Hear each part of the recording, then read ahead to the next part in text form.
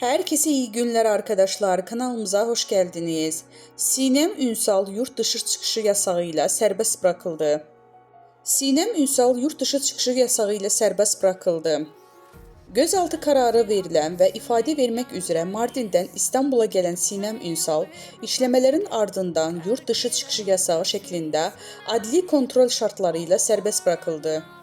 Son dalgada hakkında gözaltı kararı verilen isimler arasında oyuncu Sinem Ünsal da yer aldı. Ünsal ifadesinin ardından yurt dışı çıkış yasağı ile serbest bırakıldı.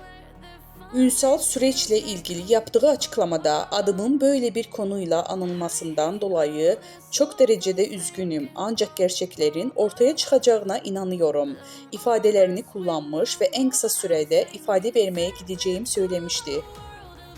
Reytingler rekoru kıran Uzak Şehir dizisinde aile karakterine hayat veren Sinem Ünsal da çekimler için bulunduğu Mardin'den ifade vermek üzere İstanbul'a geldi.